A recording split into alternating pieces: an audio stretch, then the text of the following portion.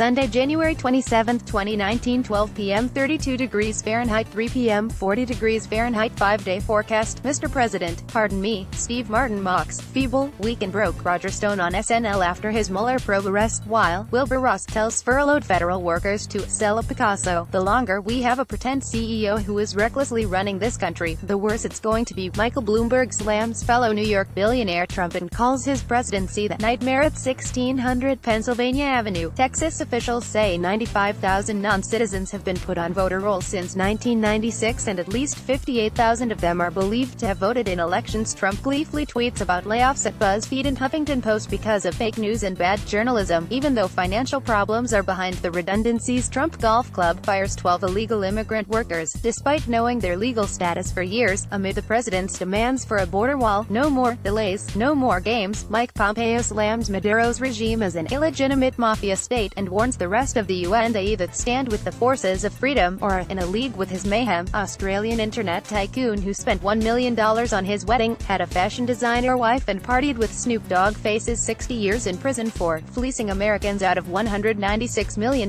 in a text message scam. The NFL insists replaying even a few minutes of the Saints and Rams NFC Championship would delay the Super Bowl and be too costly. After that late-blown call, man claims he helped to save a woman's life by using a CPR technique he learned while watching The Office. Kendall Jenner, Bella Hadid, Emily Ratajkowski and other models who promoted Fyre Festival face subpoenas over millions in payments as bankruptcy court investigates what happened to the $26 million invested in the disastrous event. Chris Brown raps about having sex with a different woman every night. After staunchly denying rape accusations, St. Louis police officer is charged with manslaughter after his fellow cop is killed during game of Russian roulette. Pictured, 5 people killed after 21-year-old gunman shot dead family of 3 before shooting his own parents. In Louisiana, as cops warn the suspect is still on the run, don't kiss or snuggle hedgehogs, furry creatures blamed for latest salmonella outbreak as 11 people across 8 different states fall ill. 1 man is killed and another 2 are injured after a shooting at a funeral of a 29-year-old woman who died in car crash. Why can't Meghan Markle keep her hands off her bump?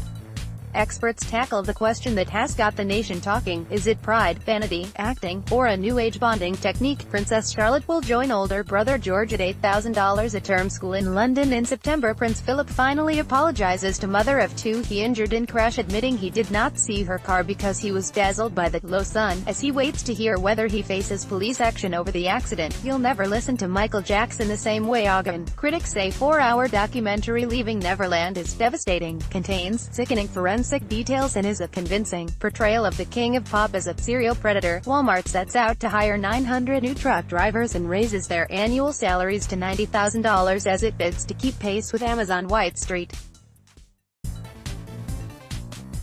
Lewis newscaster to take indefinite leave from anchor duties after facing calls to resign for saying Martin Luther C*** and Jr. on air last month. Dramatic moment. Cops shoot and kill a father who pulled his gun at his daughter's school after he refused to leave because of a bitter custody dispute with his ex-wife. Polar vortex returns, bringing the coldest air in 5 years to the northeast, and forecasters warn there is worse to come. Bottom of the table.